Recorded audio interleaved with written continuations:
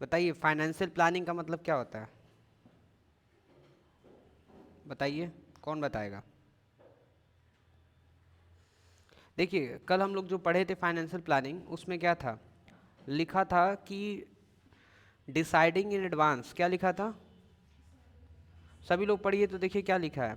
Financial planning का मतलब क्या होता है? Deciding in advance how much to spend, कितना खर्चा करना है, ऑन वॉट टू स्पेंड, और किस पर खर्चा करना है, किस पे, according to the funds at your disposal, जितना भी पैसा आपके पास है। ठीक है। देखिए डिस्पोजल का मतलब होता है वो पैसा, जितना पैसा आपके पास है खर्च करने के लिए। डिस्पोजल का मतलब क्या? कि वो पैसा, जो पैसा आप रखे हैं खर्च करने के लिए। समझ आया? तो कह रहा है कि फाइनेंशियल प्लानिंग का मतलब होता है कि सबसे पहले ही हमको डिसाइड करना होता है कि कितना खर्च करना है और किस पे खर्च करना है। ठीक है। एक एग्जांपल दे रहा है आप लोगों को, दो एग्जांपल ले लीजिए। जैसे मान लीजिए कि आप घर में सबसे बड़े हैं, ठीक है, और आपके भैया की शादी है। ठीक है। किसकी शादी है?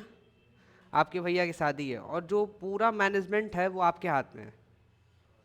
आपको पहले से डिसाइड करना होगा कि कितना पैसा कहाँ कहाँ खर्च करना है। आ रहा समझ में? सबसे पीछे आप लोग ध्यान दीजिए, ठीक है, सभी लोग इधर ध्यान दीजिए। क्या बता रहे थे हम आपको? कि आपके भैया की शादी है और आपको ही मैनेजमेंट करना है सब कुछ। तो आपके पास जितना भी पैसा है, मान लीजिए कि आप किसी तरह पैसा कलेक्ट करके 5 लाख रुपीज़ क्या किए हैं, कलेक्शन किए कि 5 लाख रुपीज़ खर्च करेंगे भैया की शादी में। इसी 5 लाख में पूरी शादी करा देंगे भैया का। आ रहा है समझ में? तो अब आप लोग को ना डिसाइडिंग इन एडवांस, एडवांस में डिसाइड करना होगा हाउ मच टू स्पेंड, कितना खर्चा करना है। ठीक है। और ऑन व्हाट टू स्पेंड, कहाँ खर्च करना है। तो अब इसको समझने के लिए हम लोग अर्पित को खड़ा करेंगे और अर्पित से पूछेंगे कि एक शादी कराने में कितना कितना खर्चा हो जाएगा। बताइए अर्पित। अब अर्पित से क्यों पूछ रहे हैं, उसका भी कारण है, क्योंकि अर्पित के भैया का शादी था। ठीक है। तो इनको मिला था मैनेजमेंट करने के लिए, वो बहुत अच्छा किए थे, सच में बहुत अच्छा किए थे। अर्पित में बहुत टैलेंट है, बात करेंगे कभी और अर्पित के टैलेंट का। ठीक है। तो अर्पित बताइए, एक शादी कराने के लिए क्या क्या खर्चा लगता है, बताइए। दहेज को छोड़ के बताइएगा, लेना दे लेन देन छोड़ दीजिएगा। ठीक है, क्योंकि हम लोग दहेज से बाहर बात करते हैं। चलिए अर्पित बताइए, खड़े हो जाइए। पहला, आप पता है कहाँ से बताइए? कि बस वही शादी जिस दिन होगा उस दिन खाने पीने का खर्चा और पूरा जो सजावट होता है वो दोनों तीनों बताइए, उसको कवर अप करेंगे। ठीक है। तो बताइए क्या क्या लगता है सबसे पहले। टोटल अमाउंट मत बताइए, कहाँ कहाँ खर्चा करेंगे आप, कैसे करेंगे। मान लीजिए आपके बड़े भैया का शादी है, ऋषभ भैया का। ठीक है। तो आपको खर्च करना है। वेरी गुड, वाह, मैरिज हॉल, बहुत अच्छा। और बताइए मैरिज हॉल में कितना लग जाता है लगभग? उसमें क्या क्या रहता है 1-1.5 लाख में? हाँ नॉर्मल करा दीजिए, और सजा वो अलग रहता है। दिख रहा है? समझ आ रहा आप सभी को? नहीं, हम लोग को खाना अलग से बनवाना है। ठीक है। बताइए जल्दी बताइए। मैरिज हॉल का सिर्फ वो मैरिज हॉल देंगे अपना, बस खाने पीने का व्यवस्था हम लोग अलग से करेंगे, और बारात वारात का अलग से जाएगा। ठीक है। बताइए जल्दी। मैरिज हॉल वाले अपने जगह का कितना लेते हैं? 1 लाख रुपए। Very good. हाइड्रोलिक लगवाना है। बताइए हाइड्रोलिक पता आप लोगों को क्या होता है?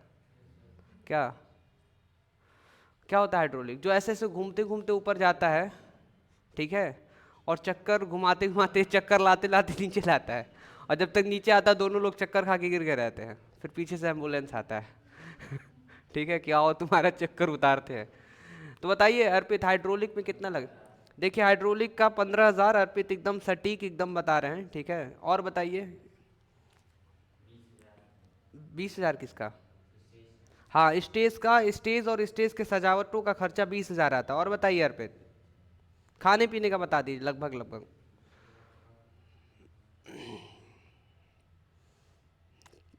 चलिए इसको डिनर लिख दे रहे हैं इसको, 1 लाख रुपए तक खाने पीने का आ जाएगा, मान लीजिए 50 लोग का व्यवस्था। और बताइए अर्पित, और कुछ खर्चा आता है? बारात वारात में भी, बारात का खर्चा 1 लाख ले लेते हैं, हटाइए। हाँ वो सब दुनिया भर का रहता है। और बताइए, इसी में कार बुक होता है, वो हो गया, ठीक है, फिर जो बारात हो गया वो हो गया। नहीं नहीं आ जाएगा, इसमें आ जाएगा। ओवर जा रहा है क्या? नहीं ऐसा कैसे, अभी तो 3 लाख हमको सीधा दिख रहा है, 3,35,000। तो क्या 5 लाख सेविंग करेंगे क्या, या दहेज देंगे?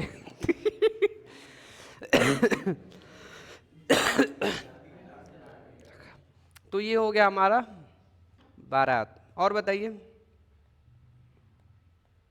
और अर्पित क्या हो सकता है? और भी बहुत सारे एक्सपेंस, मान लीजिए कि हाँ वो बारात में डीजे वीजे लगा हुआ है। अच्छा हाँ, जहाँ पे शादी होगा वहीं पे बगल में वो भी होता है ना, स्टेज जो लगा रहता है, क्या कहते हैं उसको? फ्लोर डीजे, उसको क्या कहते हैं? Floor DJ. समझ आ रहा है आप सभी को? उसमें कितना लग जाएगा अर्पित, लगभग कितने तक का? 10-20 हज़ार मान लेते हैं, ठीक है। और क्या बताइए, और कुछ लगवाना आप लोगों को? क्या खाना पीना बताइए, अलग से कुछ लगवा दिया जाए, ठीक है। तो लगभग दिख रहा है आप सभी को?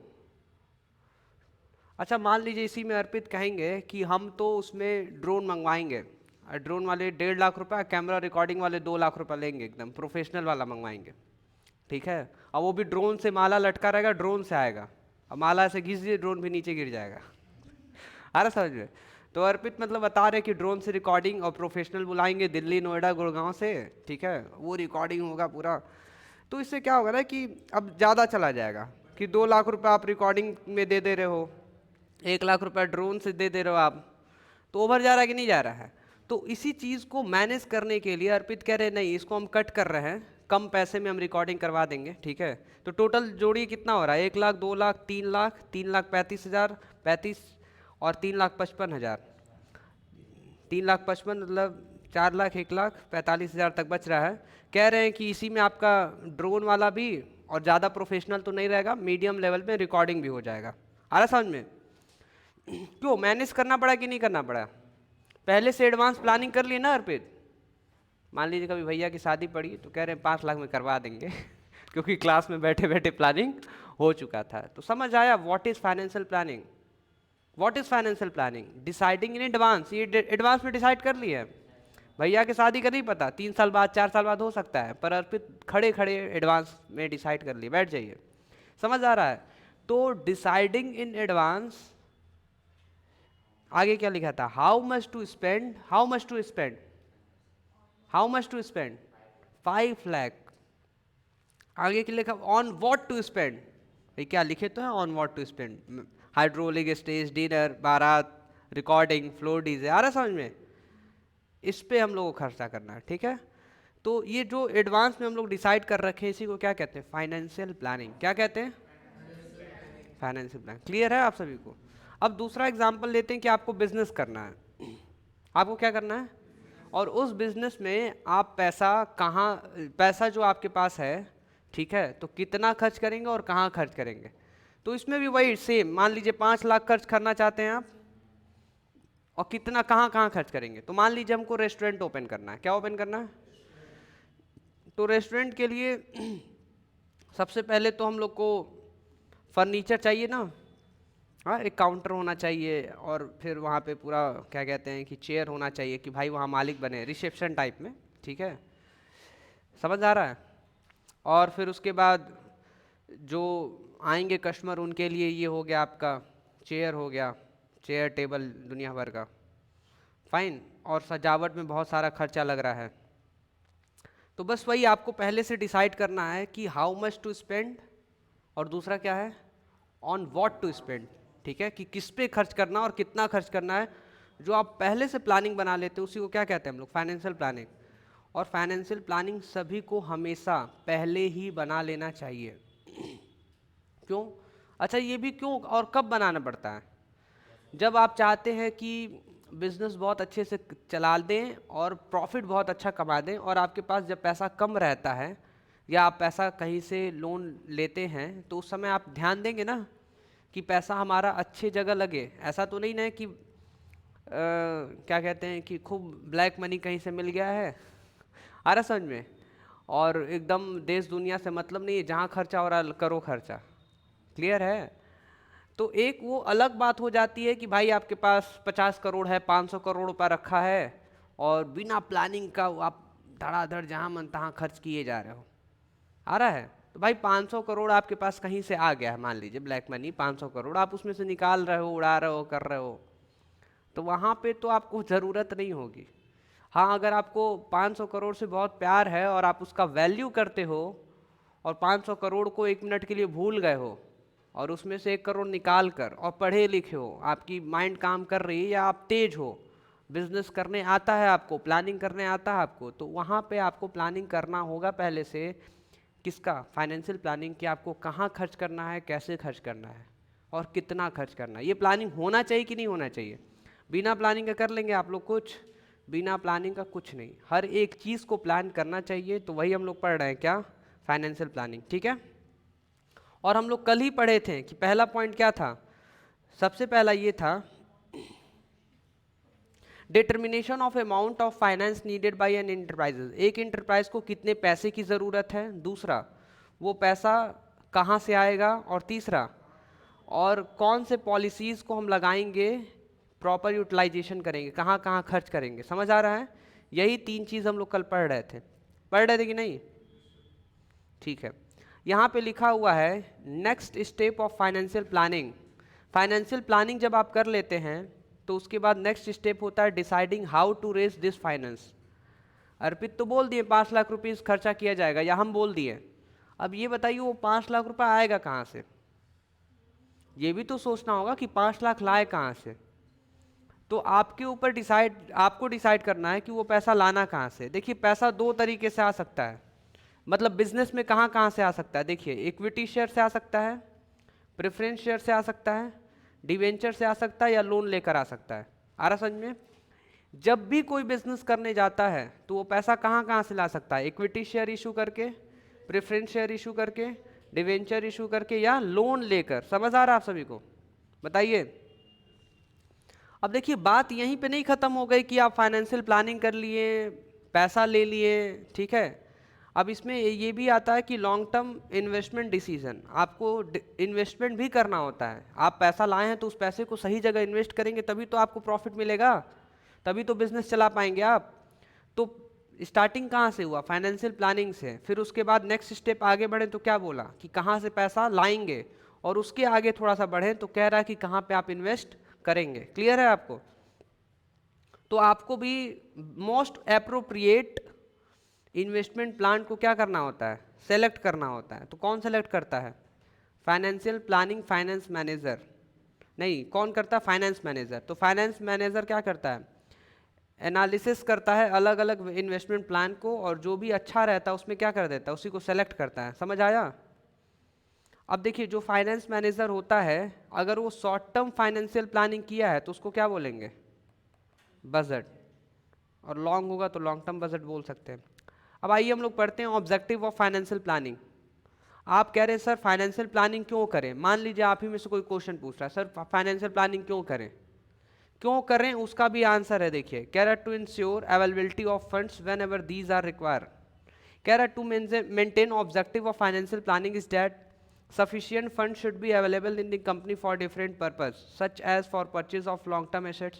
आपको एसेट्स खरीदना है तो पैसा चाहिए।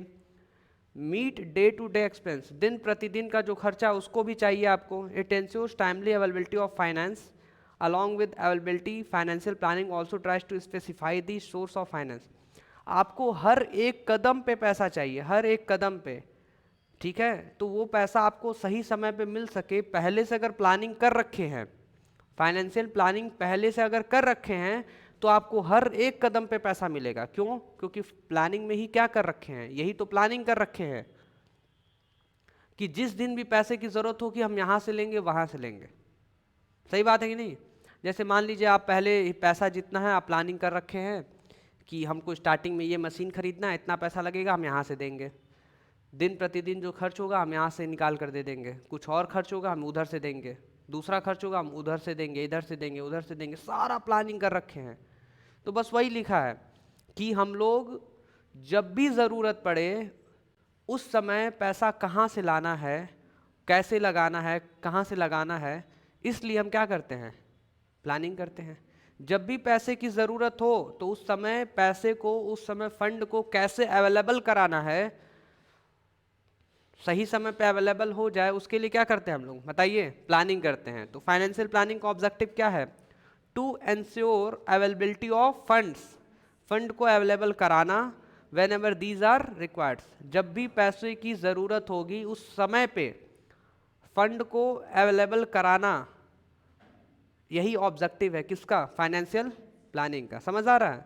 दूसरा क्या लिखा हुआ है, to see that firm does not raise resources unnecessarily, अगर आप प्लानिंग नहीं करते हैं तो आप अननेसेसरी, ज़रूरत नहीं है फिर भी आप क्या किए जा रहे हैं, लोन लिए जा रहे हैं, या खुद का पैसा लगाए जा रहे हैं, या पापा से मांग के लगा दिए, या पूरा सेविंग उठा के लगा दिए, या ज़्यादा ही प्रेफरेंस शेयर इशू कर रहे हैं, या इक्विटी शेयर इशू कर रहे हैं।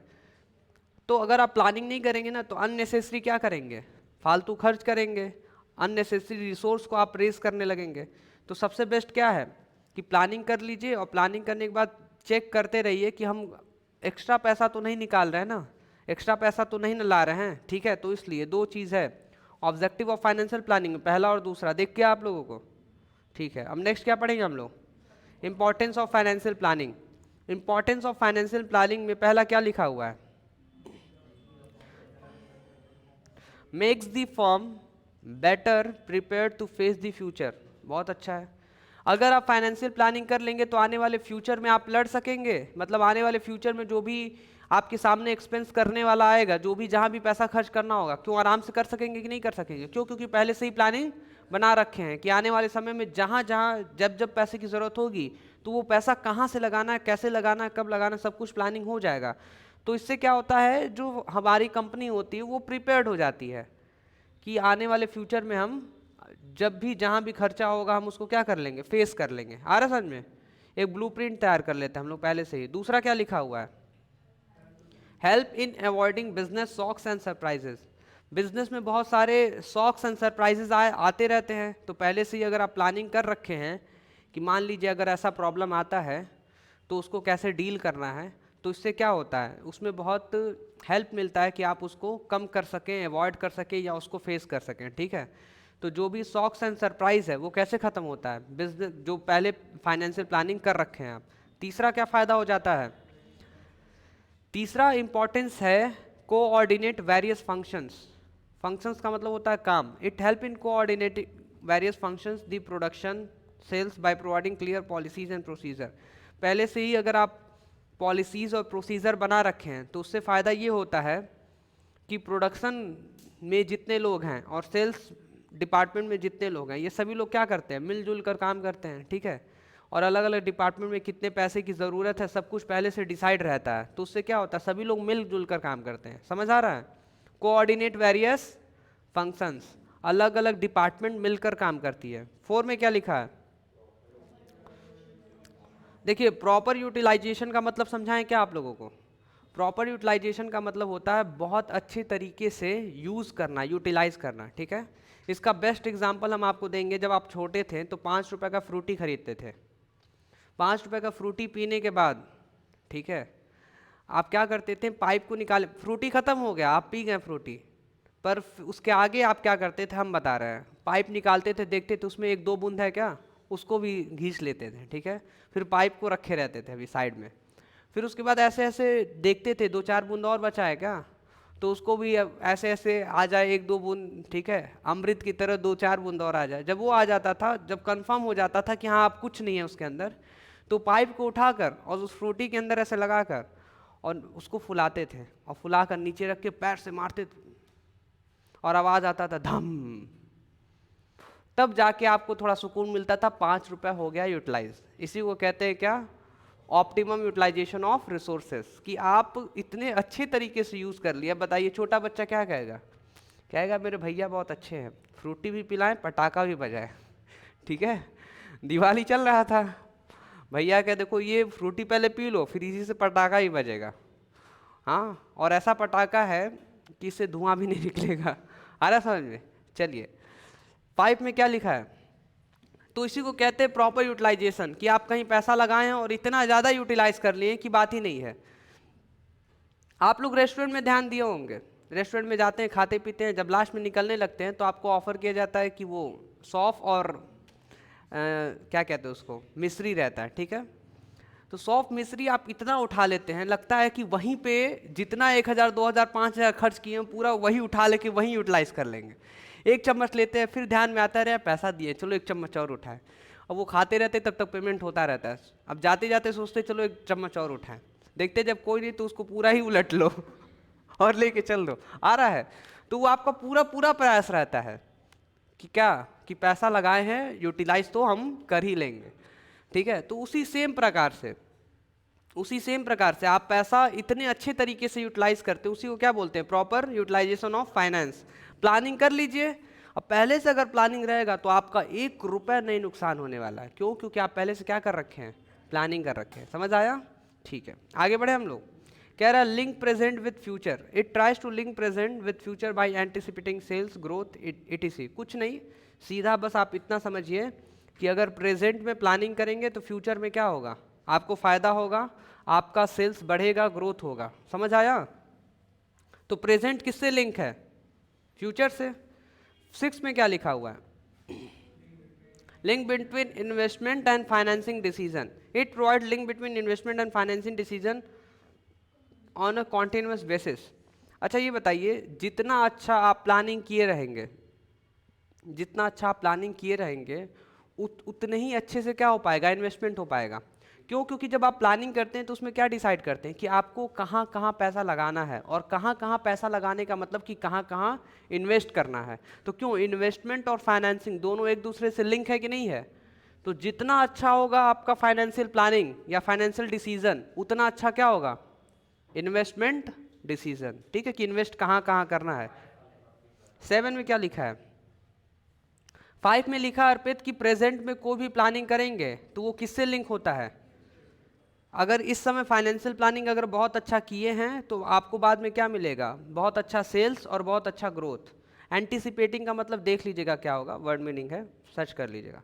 7 में क्या लिखा हुआ है, max evaluation of actual performance earlier.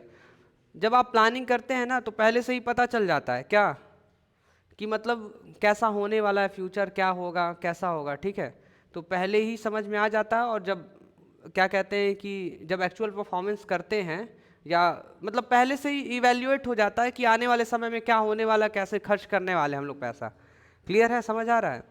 जैसे 5 लाख का एग्जाम्पल दिए थे, 5 लाख रुपए कैसे कैसे कहाँ कहाँ खर्च होगा वो समझ आ जाएगा जब आप एक बार प्लानिंग कर लेंगे। तो एक्चुअल परफॉर्मेंस, आने वाले समय में एक्चुअल परफॉर्मेंस कैसा रहेगा वो आपको पहले से ही आप इवैल्यूएशन कर लेते हैं, पता कर लेते हैं, पता लगा लेते हैं। तो बताइए इंपॉर्टेंस ऑफ फाइनेंशियल प्लानिंग में पहला क्या था, ये पहला लिखा हुआ, इधर देखिए सभी लोग, makes the firm better prepare to face the future. दूसरा, helps in avoiding business shocks and surprises. Third क्या है, ठीक है। फोर्थ क्या है, इसमें फ्रूटी का एग्जाम्पल दिए थे ना। नेक्स्ट क्या है ये, ठीक है। नेक्स्ट, ये था, कहाँ था, ये तो था ही नहीं, ये नहीं था ना। हाँ, तो इसका मतलब समझिए, बेस फॉर फाइनेंशियल कंट्रोल का मतलब प्लानिंग कर लेंगे ना तो आपका पैसा इधर उधर कहीं भी खर्च नहीं होगा, कंट्रोल में रहेगा। आ रहा समझ में? और वही प्लानिंग नहीं किए रहेंगे तो कोई भी इधर उधर से पैसा मांगा तो आप उठा कर दे देंगे। जैसे एग्जाम्पल, आप प्लानिंग ही नहीं किए हैं, ठीक है। अब आपके रिलेशन में कोई आया, बोला कि अरे पनीर नहीं आया, पैसा चाहिए पनीर का, आप उठा कर दे दिए। और पता चला कि पहले से ही आपके छोटे भाई कोई दूसरे भाई थे, उठाकर पैसा ले गए थे और पनीर लाकर रख भी दिए थे। उधर अलग पनीर रखा है, ये अलग पनीर लेकर आएंगे, अलग राज पनीर पार्टी होगा। आ रहा है? तो पता चला शादी में पता चला कि पूरा पैसा पनीर पनीर पे लग गया, 4 लोग पनीर ही खरीद के ला के रख दिए। आ रहा है? आ रहा समझ में? और प्लानिंग किए रहेंगे तो अर्पित सीधा बोल देंगे हम पैसा क्यों दे, हम पैसा क्यों दे, हम प्लानिंग कर रखे हैं, इतना पैसा पनीर के लिए जा चुका है, अब कहाँ गया, कौन गया, किसको गया, अब आप लोग पता करिए, हम पैसा नहीं देंगे। अब प्लानिंग नहीं रहेगा कुछ भी पहले से तो भाई जो भी पैसा आएगा घर का मांगने के कि पनीर लाना है, खाना बनाने वाला बोला है, हलवाई जो है क्या है कि पनीर लेते आइए, तो भाई 4 लोग पनीर ला के रख देंगे, तो दिक्कत हो जाता है अगर आप प्लानिंग नहीं करते हैं तो 1 to 7 पॉइंट आप लोग इसको याद कर लीजिएगा, हो जाएगा याद आपसे, ठीक है। अभी से 5 मिनट बाद क्लास ओवर हो जाएगा, अभी से 5 मिनट बाद क्लास ओवर हो जाएगा, क्योंकि ये सारे लोग नहीं घबराएंगे, वो पहले घबराएंगे। तो इसीलिए बस हम उनको मैसेज दिए हैं कि 5 मिनट बस पढ़ लीजिए, 5 मिनट बाद हम छोड़ देंगे, आप बाहर का ठंडा ठंडा हवा फील कर सकेंगी, ठीक है।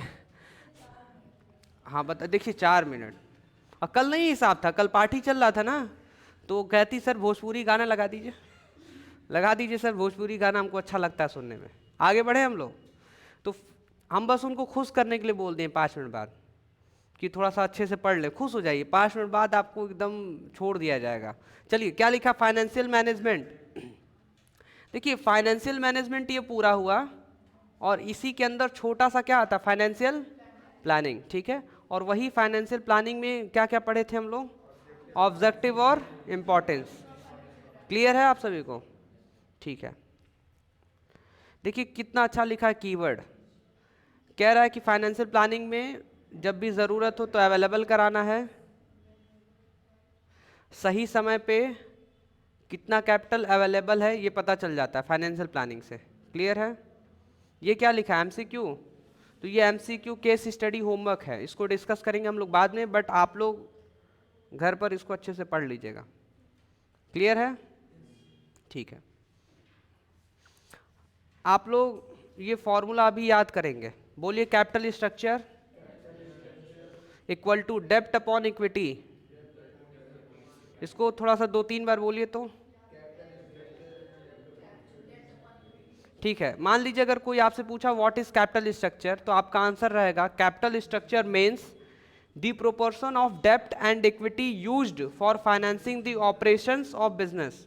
अब इसका मतलब समझिए, किसी भी चीज़ का मतलब समझने से आप पीछे से पढ़ेंगे ना तो समझ आएगा। आइए हम लोग पीछे से पढ़ के समझते हैं। ये क्या लिखा, ऑपरेशंस लिखा है, ऑपरेशंस ऑफ बिजनेस मतलब बिजनेस के ऑपरेशन का, बिजनेस के ऑपरेशन में जो भी पैसे की ज़रूरत होती है, ठीक है, तो जो भी पैसे की ज़रूरत होती है तो उसी में कितना हम इक्विटी, इक्विटी का मतलब हुआ इक्विटी शेयर, और डेब्ट मतलब कि डेब्ट का मतलब हुआ डिबेंचर, मतलब कितना इक्विटी शेयर यूज़ करेंगे और कितना डिबेंचर यूज़ करेंगे, बस खत्म। तो आपको बस इसी तरह याद करना है। क्या याद करना है, प्रोपोर्शन का मतलब होता है परसेंटेज, कितने परसेंटेज में डेब्ट रहेगा और कितने परसेंटेज में इक्विटी रहेगा। समझ आया आप सभी को, बताइए क्या समझ आया कि कितना बिजनेस को चलाने के लिए कितने परसेंटेज में डेब्ट रहेगा और कितने परसेंटेज में इक्विटी रहेगा, बस 2 चीज। तो फिर से बोलिए, capital structure means the proportion of डेब्ट and equity used for financing the operations of business. और फॉर्मूला क्या था, कैपिटल स्ट्रक्चर इक्वल टू डेब्ट अपॉन इक्विटी। समझ आया, ठीक है। देखिए इधर भी क्या लिखा है, फाइनेंस, हाँ फाइनेंस लेवरेज, ठीक है। इसमें क्या लिखा है, डी अपॉन ई, डी का मतलब डेब्ट, इक्विटी का मतलब ई, तो लगभग लगभग वही हुआ, इसका भी फॉर्मूला मतलब वही है, डी अपॉन ई। हाँ अभी निकालना है,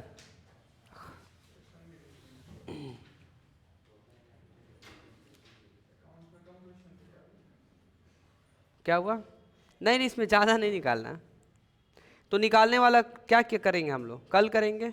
बस कैपिटल स्ट्रक्चर का मतलब समझ आया कि नहीं। चलिए तो ये सॉल्व करने वाला कल किया जाएगा, क्लास को आज हम लोग इतना ही रखते हैं।